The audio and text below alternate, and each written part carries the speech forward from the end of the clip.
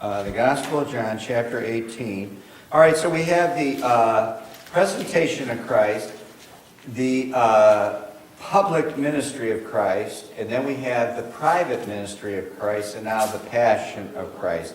And how many times does passion occur in the Bible? One time, and where is it? Acts chapter 1. It's about the 4th or 5th verse. I didn't look it up. We're close, aren't we? It's the 3rd verse. Wow, passion. Yeah, only one place in the Bible. And it doesn't mean affection. It means the first. I think the first definition in the dictionary is, suffering, and that is the definition of the word. All right. So chapters 18 through 20 is the passion of Christ, and this is where it begins. John pictures Christ as God. So what is revealed in the synoptic, which is Matthew, Mark, and Luke, I've in the last month, I have read 1/4 plus of my Bible. So I'm kind of, proud of myself there. I really kind of knocked it out. I've read so much of the Gospels just in the last few week that I said, boy, I just read that. Right? And I'm thinking, boy, am I reading this twice? It's because if it's recorded in Matthew, it's probably recorded in Mark. If it's recorded in Mark, it's probably recorded in Luke. So you read these stories over and over. And now, not everyone is phrased the same. They're not always, they're phrased a little differently.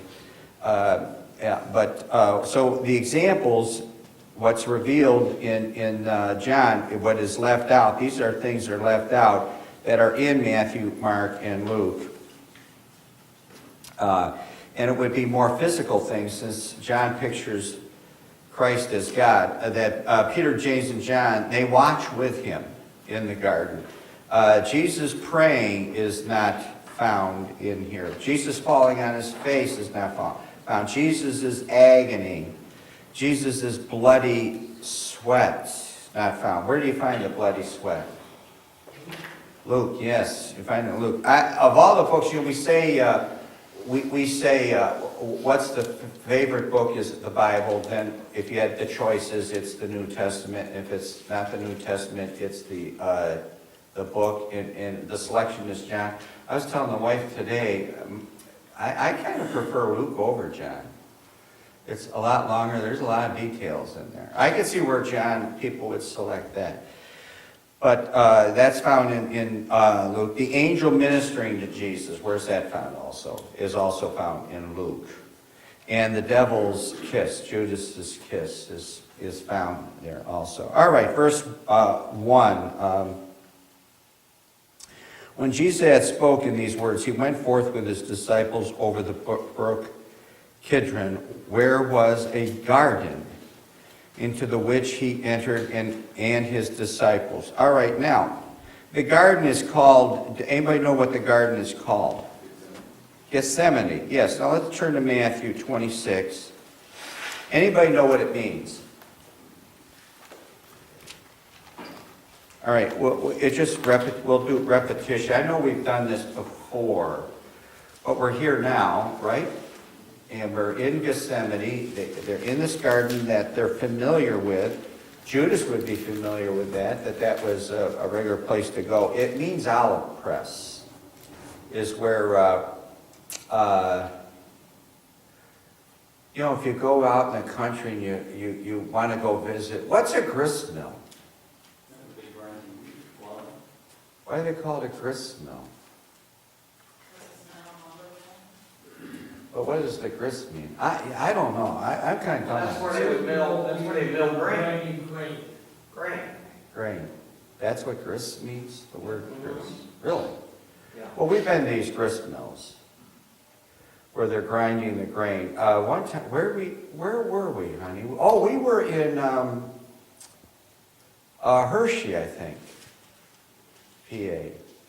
And there was a grist mill there. And we caught the tail end of a tour. I think we were the only two on it. And then somebody else, and we kind of, saw it all and how it operated. So you see these mills, you have a picture of a mill, just water power. The water power is used to cut lumber, grind grain, and so on, whatever they're going to get this power for. By the way, that's why Bedford is here. That's why Bedford is here. West side, Berea. What runs through Berea? Is it the Rocky River? Okay, Rocky River. That's why Berea is there. Bedford, Chagrin Falls. Yes. The definition of grist is what you have left after the chaff and everything's ground out. Oh, really? Okay. It's the remainder, it's the good stuff. Okay. Hudson, what's running through Hudson? Why is Hudson there? There's reasons for these towns. They're not there. Let's just decide to build a house here. You know, but that's why Bedford has the narrows. You've got probably narrows through there. And anyway, this olive press, there had to be something there where people would bring their olives to have them pressed. It would mean that. You know, that's what the Gethsemane means. So there must have been some kind of a mill there to do that. You would assume that, right? There was probably a grove of olive trees there, and so on. Verse 36, Matthew 26:36. Then cometh Jesus with them unto a place called Gethsemane. Mark 14. Turn, if you would, to Mark 14. So it's fitting that the suffering begins there of them going to press. And so the garden is there, they're going to arrest them, and the press is going to begin there. And they came to a place which is named Gethsemane, he saith to his disciples. So it means olive press. He's basically going to have the life squeezed out of him. Luke, here's an example. Like olive oil. Luke 22. Sister Rasicki, last week, she made she brings it periodically, and I have asked the wife before for the recipe. If you go down to, the only place I can recall getting is if you go down to this restaurant in the valley. What's that restaurant called? Lockkeepers. They serve it in a little thing, and it's not butter, it's olives and, what's that stuff called? Anybody know? You spread it on your toast. Or bread. What did she have on that bread? What did she give it a name? It's just olives cut up on. It's an olive spread. Now see, if you don't like olives, then you're not going to like it. It doesn't taste like black olives, it's green olives. Black olives are ripe olives and green olives are unripe olives? Is that? Oh, it could be a different variety. You know, black olives really don't have much flavor at all, but the green olives, if you don't like it, then you probably would shy away from it. I love it, so it really, I could eat it like candy. But I've been losing weight, so I better not eat it like candy. Anyway, verses 43 and 44, we've already been through this on this list that we read earlier. And there, of Luke 22, and there appeared an angel unto him from heaven, strengthening him. And being in agony, he prayed more earnestly, and his sweat was as it were great drops of blood falling down to the ground. All right, now we say this, that the only man, I've only heard it said in preaching once that I could ever remember. He's the only man that never sweat. What would he be if he did sweat? We would say a sinner. If you sweat, man should, he's going to make his living by the sweat of his brow. That's part of the curse. So Jesus never sweat. So he couldn't sweat. He sweat as it were great drops of blood, meaning his suffering for us, and we're saved by the blood of Christ. All right. So he never really sweat. Now we get up there and have all that disproven, but it makes for good preaching. It does make for good preaching. Anyway, he is beginning to be pressed here as in an olive press. He's being squeezed. Romans 11. Turn to Romans chapter 11.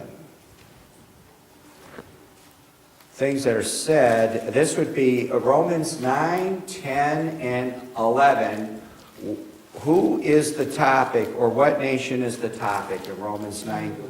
Israel is the topic. So you have this argument that Paul makes from Romans 1 on. We outline this book. Romans 9 is the remnant of the Jew. And I told you to go to Romans 11. But 9, 10, 11 is all about the Jew. The remnant of the Jew, the rejection of the Jew, and the restoration of the Jew. So in Romans 11, verses 16 through 18, sticking with this topic about the olive, verses 16 through 18, for if the first fruit be holy, the lump is also holy. If the root be holy, so are the branches. And if some of the branches be broken off, and thou being a wild olive tree, so the topic is this olive tree.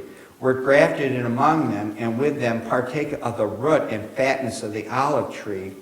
Boast not against the branches, but if thou boast, thou bearest not the root, but the root thee. So the olive tree is a holy tree, and the root is holy. So obviously, just like it's in John 15, I am, give me the I am in John 15. I am the true vine. That's it. I am the true vine. We're the branches. We don't abide in the vine, see, and the vine in the root. That's Jesus, the source of all this. So he's likened unto that, this root. It's a holy root. Zechariah. Turn, if you would, to Zechariah. Zechariah 4, verse 12. These are the two olive trees. Now, I don't know if this would be the two witnesses. Maybe we tie into that without looking at it. Zechariah 4:12. And I answered again and said unto him, what be these two olive branches, which through the two golden pipes empty the golden oil out of themselves? So this olive oil is also likened unto golden oil, right? Like gold. It's like gold. Name some rare things that they would use to barter with. I guess olive oil. It's likened unto gold. It's as good as gold. So they brought, the wise men brought what? Frankincense and myrrh. And in the Song of Solomon, I think it's called the hill. There's a hill of frankincense. Yes? It was salt too. Oh, salt was probably pretty precious. Yeah, you probably had to travel. I don't know what would, it's common. Obviously, salt's not valuable today. Maybe it was transportation. You had to go get the salt. Up to 100 years ago, maybe more than 100 years ago, 200 years ago, you couldn't get oranges or lemons or limes, right? You'd have to ship that in. They ship that orange juice up in a day, right? They load up in those tankers, and we have it in a day. And they put it in those refrigerated trucks, and you can ship it around easily, right? It's just all this one world business. All right, comparing the Garden of Eden. He enters this garden that Adam entered, and the Garden of Gethsemane, where the Lord entered. 1 Corinthians 15, turn there if you would. So we enter into this garden. All right, we have the first and the last Adam. I guess this was 1 Corinthians 15, verse 45. I think that this list probably comes out of Arthur Pink, if I'm not mistaken. So you got the first man, Adam, made a living soul. The last Adam, a quickening spirit. So you got the first Adam, which we're made of, and then you got the last Adam, Jesus. So the comparison of Eden to Gethsemane. And there are comparisons, what we call the Bible circle, comparing Eden to at the end in Revelation. The tree of life is removed, the tree of life is restored. There's a big long list of that. Yeah, the two branches, your olive branches, could that be the church and I don't know. You got two. We could, but there's, what are the two likened? What is that, Revelation, now that you mention it, it's Revelation 11, there were the two, what are they called? It's Revelation 11.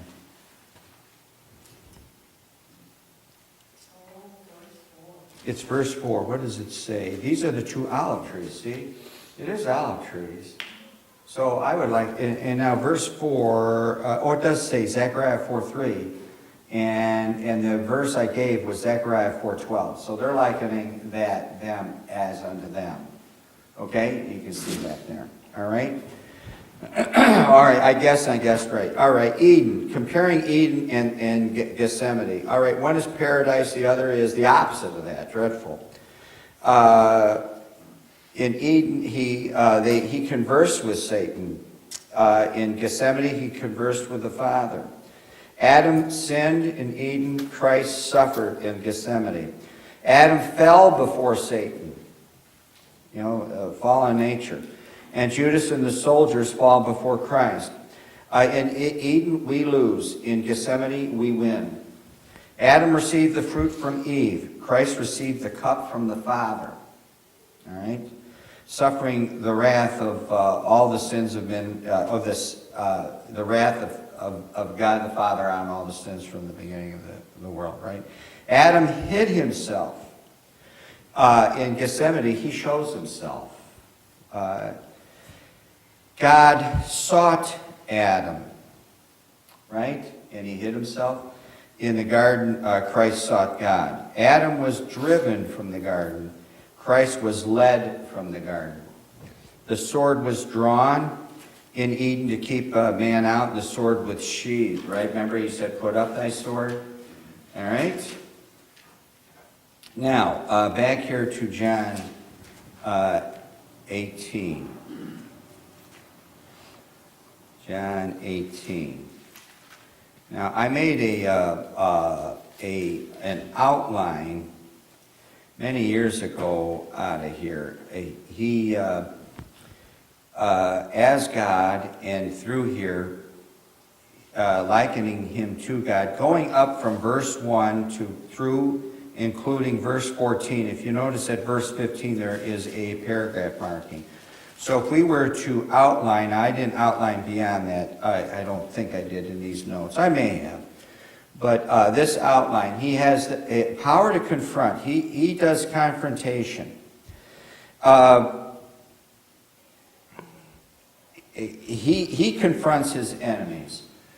What do people do when they're confronted with bill collectors? Run. They run. Now, in all of my consulting or advice I give people, it was advice that I have either heard on the radio, it could be on the radio. I don't know if it was from a preacher. What should you do? Face them. Don't run from them, run to them. Worst thing to do is run from them. Negotiate with them. If you're willing to run to them, then people generally can be merciful. What are we going to do to work this out? And if you were to give them anything, it's a show of what? Good faith. Right? And you hammer out an agreement. Now you may not come to an agreement. Right? There's the day of reckoning. And it may come sooner than later. Right? But he has the power to confront, and he does confront. In verses 5 and 6, they fall to the ground when he says, I am he. Right? So he has the power to conquer. I mean, if he wants to knock them down, he knocks them down. Power to confront, power to conquer. In verse 7, he has the power to condemn. Then asked he them again, whom seek ye? And they said, Jesus of Nazareth. So the idea here is If you were not on the ground when he said, I am, would you be convicted and converted? Convicted and they were not. They sealed their own doom. They were not convicted. It's just too bad. So he has the power to condemn. They were not under conviction, which would lead to conversion. So they sealed to their own hurt their condemnation. Because they, obviously, prophecy had to be fulfilled. He had to be arrested. But they were condemned. He had the power to command. Jesus answered, I have told you that I am he. If therefore you seek me, let these go their way, that the saying might be fulfilled which you spake of them which thou gavest me, have I lost none. Now he says that in verse 12 of chapter 8. If you're at chapter, wait a minute, no. He says that,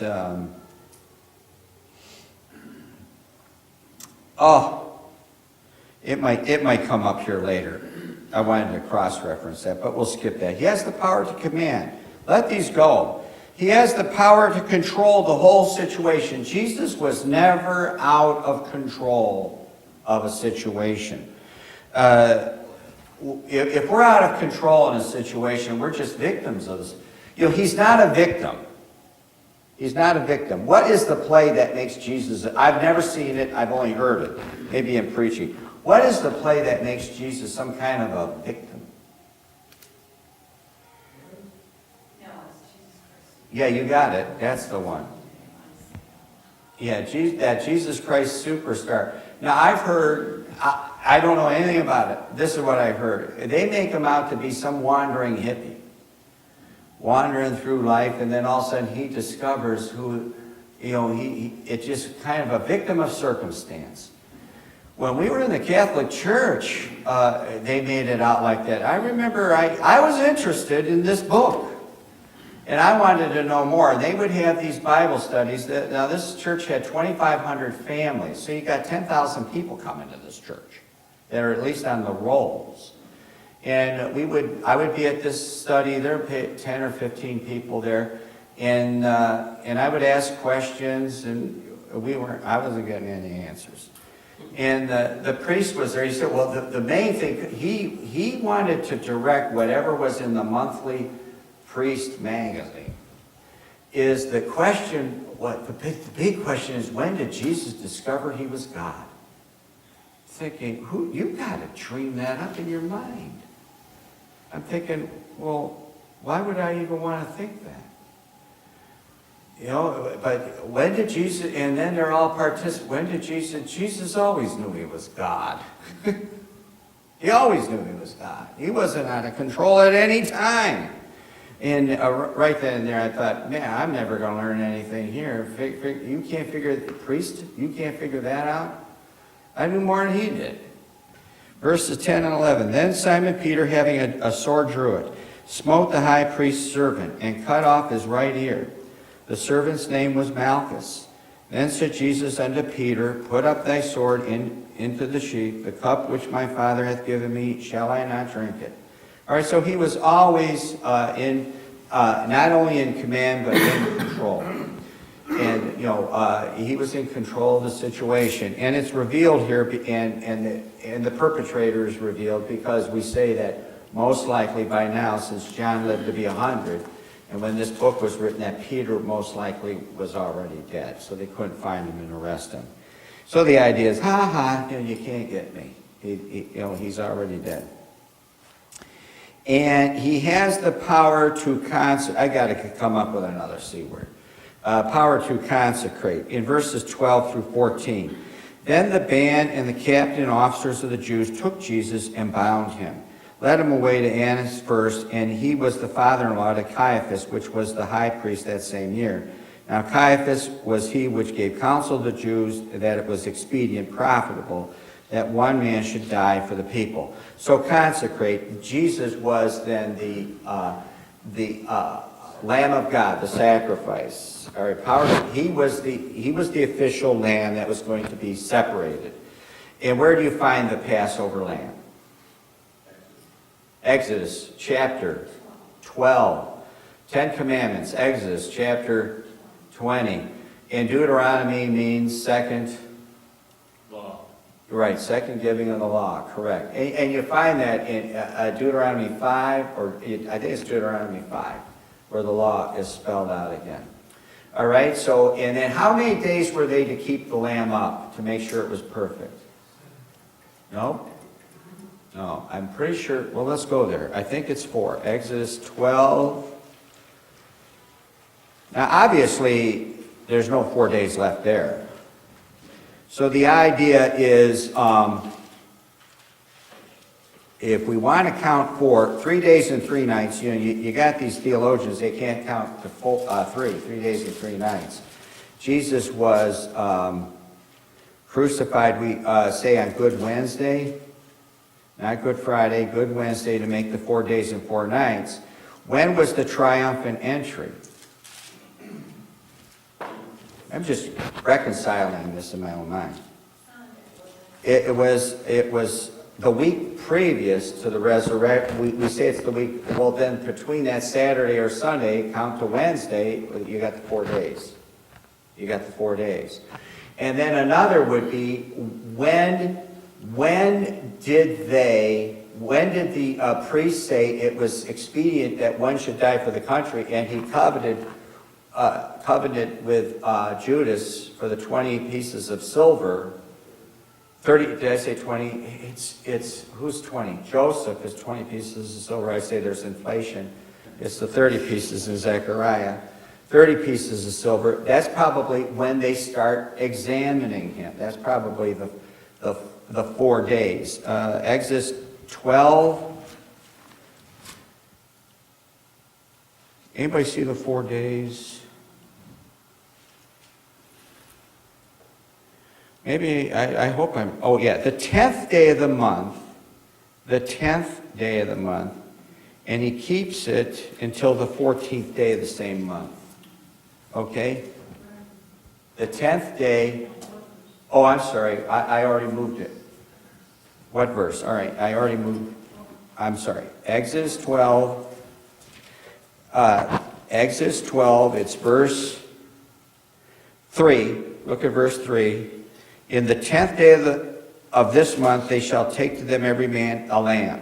All right, so you got the 10th day there, and then if you look down here on verse 6, keep it up until the 14th day. All right, the 10th to the 14th. Now, how do you count that? Is it 10, 11, 12, 13, 14, 5 days, or is it, you know, if you go 0 through 10, it's actually 11, right? I say it's 4 days. It's 4 days that you keep them up. So the idea is from the beginning, Adam's fall, till, I'm just reconciling this, to the crucifixion is how many years? 4,000. 4 days. The raising of Lazarus, 4 days. He's already been dead, what, more than, right? It was 4 days. Okay? So from the fall of Adam till the crucifixion is 4 days. All right? You can work all those things out in your own mind. All right? So he is the Passover. He has the power to confront. He confronts. He has the power to conquer. They fall over backwards. You're not going to find that in any other Gospels. He's got here. He has the power to condemn because they did not repent. They ask him again. He asks, well, who are you looking for? All right. He has the power to command. Let these go. He has the power to control. Put up the sword. And he has the power to consecrate. He is willingly going to be sacrificed. Back, if you would, to John 18 again. Judas then, having received a band of men and officers from the chief priests and Pharisees, cometh thither with lanterns and torches and weapons. And I'm just looking at the lantern, the torch.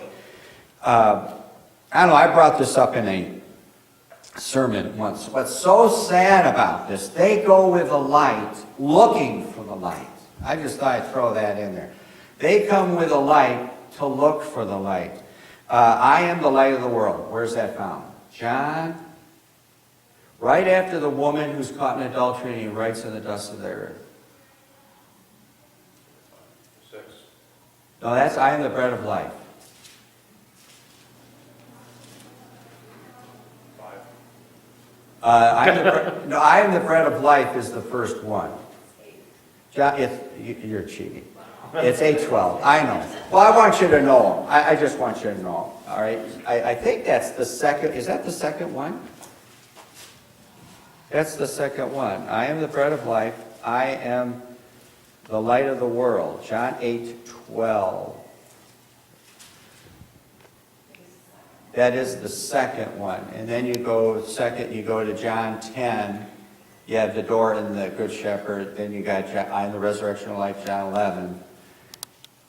I am the way, the truth, and the life. And then I am the true vine, 15. Okay. In that order. All right, so they go with the light looking for the light. That is, I don't know, I think you could say that if you're witnessing in passing people. We did not find a lot of witness on our 2-day excursion, did we? We didn't find a lot. We found somebody who thanked us. I tend to do this. This is the way I am. Now, you don't have to be the way I am. This is the way I am. If we go to a restaurant, when we went to Hilton Head, we went to a restaurant. This was like a diner. We went there several times. We didn't make a different diner every day. So we ate at the same place. So if I ate 2 or 3 times at the hotel we would have the same waitress. She actually came back, this was the second day, and thanked us for the little piece of paper. How'd she say it? The little... No, I don't mean down there. I mean yesterday. What she called it? What'd she call it? The card. You know, it was the card stock. Thank you for the card. And we gave her another one. But she didn't have to say that. It's kind of like if visiting churches. You know, let's say you're going to look for a church. Do most people go and visit many churches? I've never done that. We go to one church and that's it. Why am I like that? We go to the church and I say, well, this is where we're going. You know, we don't go to a lot of different. I've always been that way. I guess that's the way I am. It doesn't mean you have to be that way. But when we were out, we looked for certain things. There was a billboard, electronic billboard. We saw on 79 south of Pittsburgh. We were going to Washington, and I don't know what the name of that other town. It was down there. But on the way down on 79, it was the kind that's on the 480, but not the permanent ones. It was the electronic ones, like up there here on 271. And it said, what do these things have in common? And it was so fast I couldn't read it. They were flash. You'd have to be a regular driver to catch it. Or I didn't catch it quick enough. But it said like evil and what is evil, the world, and 2 Corinthians 6, and they gave a verse. Well, what is 2 Corinthians? Be not unequally yoked with unbelievers, right? What a concord hath Belial with, you know the verse, right? Christ with Belial. Christ with Belial, that's how it goes. But the point is, that there are other people out there that are witnessing, right? That are showing the light. But man, we didn't find many. We didn't find many. There were not many. Oh, there was. Was that a permanent one? Was a permanent one. There was one. I don't know where we saw it. Heaven or hell. There was one. And that may have been on the way down. I can't recall. And then the one was on the next day that we saw the big billboard. And we tend to hang out in one place. We were getting on the elevator, and the woman said to us, "Oh, we meet again." I'm thinking, wow, I don't ever remember meeting her. But remember, she said, oh, we meet again. We must have had a conversation with somebody on the elevator, and I don't even remember. She said, wow, it's such a small world. And I don't know. It was kind of weird. It is a sports place. This was a big hotel, and they were playing hockey in the hallways. And the adults were meeting in the hallways. So, I mean, they were, I think they used our door for a goal. And then I thought, well, I could go out there and complain. I could do that. Now, if you did that, could you win them over? Well, the one day I went out, all the adults were there, and the kids, the hockey sticks were going, and I've never been in I finally called the front desk, and I said, do you always play hockey in the hallway here? And it was a high-end, it's one of those Paris Hilton places, And I said, do you always play hockey in the hallways? And she said, well, we don't condone it, but, well, what does the but mean? It had. We do have hockey in the hallways. So I decided, well, why be a Cleveland complainer? And so I decided, and then we wanted the cookie from the front desk. Could you send up 2 cookies? Well, if we send that up, the TV didn't work, the furnace didn't work, the air conditioner didn't work, and we didn't get washcloths. So they sent the washcloths up for free, but we didn't catch them in time for the cookie. Well, if we have to come up with the cookie, they were going to charge us for that guy to bring the cookie up. So she went down to get the cookie. Well, the only way to keep it from getting ice cold in there, I had to shut it off. I had to actually turn the main on. And I decided not to complain about that. So anyway, we went out there, and so they are just going at it. And now we have to get to our room, So I said, I'm an official. I told them I was actually a referee. And I said referee or an official. And then as I was walking through this menagerie, I said, oh, and we're also fans. And so, any way to win them over, so if you did give them a track, they would read it.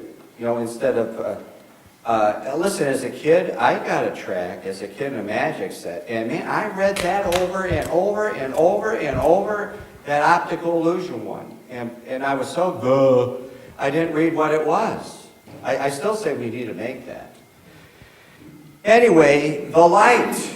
We need to be the light of the world. That's our sermon today. That's where we're going to go today. But they go with the light looking for the light. Verse 4, Jesus therefore knowing all things that they should come unto him, went forth and said unto them, whom seek ye? He goes forth. He's willingly walks to his own doom. Right? Willingly walks into his own doom. It's not a trap. They don't entrap him. They tried to entrap him by enticing him so he would keep talking, right? With many words so that he would trap himself in his own words. You're not going to trap God. We get trapped in our words, but not God Almighty. Amen? Titus 2:14. He willingly went forth to his own doom. So he confronts, conquers, condemns. He walks right into the situation. He's not going to avoid it. In Titus 2:14, a good man who gave himself for us, that he might redeem us from all iniquity and purify unto himself a peculiar people zealous of good work. He willingly, right? Who gave himself for us. He willingly does that. Verse 5. Then answered him Jesus of Nazareth. Jesus saith unto them, I am he. And Judas also, which betrayed him, stood with them. All right? He says, I am he. Notice, what is in verse 5, and in verse 6, and in verse 8, What is the italicized word? Which means, what is not italicized? I am. I never saw that before. Anybody ever see that before? You've seen that before. I personally have never seen that before. He says, I would assume in the original, I am. You know, the he is added to give clarity. You know, and the King James Bible is up front with that stuff. All right, italicized gives clarity. He says, I am he. I am he. The word is italicized, verse 5 and 6. I didn't say verse 8 in my note, but it's showing that Christ is the I am. And where do you find the I am? What book? Old Testament. Exodus chapter, take again. Just, pardon? 4. You're close. It's 3. It's 3:14. The burning bush. Say that I am, right? I am. We don't have to go there. It's Exodus 3. Listen, when you say 4, the idea is that you know where it is. And we know the vicinity, right? If you get close enough, park the car and walk the block, right? But in Pittsburgh, I couldn't park the car and walk the block. We were willing to walk 5 blocks. I don't care. 10 blocks, but I couldn't park the car there. It was the weirdest place. It might get to the point where if these millennials have their way, we're all going to be walking. They wanted to, I remember there was a time they wanted you to park your car. You cannot enter Yellowstone. Anybody ever hear that? Can't enter Rocky Mountain National Park, cannot enter Yellowstone. The push by these libertines and progressive is you park the car and then you have to bus in. It's that way with the giant sequoias now. You're It's been kidding. that way for a long while. You're kidding. They say the pollution from the cars is killing the trees. Well, I was able to, we drove in there. We drove right up in there, man. It's cool driving in there, man. You see one of them trees, it's enormous. And then you drive another 2,000 feet, there's another one, and then another, and then all of a sudden more and more and more, and then the big boys. It's almost as big as, if you made this a circle here, from left to right, as big as it's huge. All right, so I am, Exodus 3. I mean, you got close, right? Verse 5 again, I am the same as, and we'll close here today, John 6. John 6, 35. So you're saying that's already that way? Yep, for several years. Wow. Anybody ever been there to see that? 1, 2 haven't been. Mrs. T, were you there with me or no? I was there with my parents. You did not go there. I remember we were at Danielle, she said, if I see one more green thing, I'm going to throw up. You know, she had enough of going to the park, you know. But at that time, I was still into the park. I still am, but, you know, I don't have to die to get there. But it's worth seeing. Oh, man, I wouldn't want to drive a bus up in there. Independence, right? Independence Day, 1776. Americans love to be independent, right? They're not this European mindset. They want independence. Anyway, John 6:35. I am the bread of life. John 8:12. I am the light of the world. John 10. And we could go on and on. I am the door in verse 9. I am the door of the sheep, verse 7. In verse 11, I am the good shepherd. So all these I ams, it's the same as all of those. And we'll pick this up again here next week and continue on.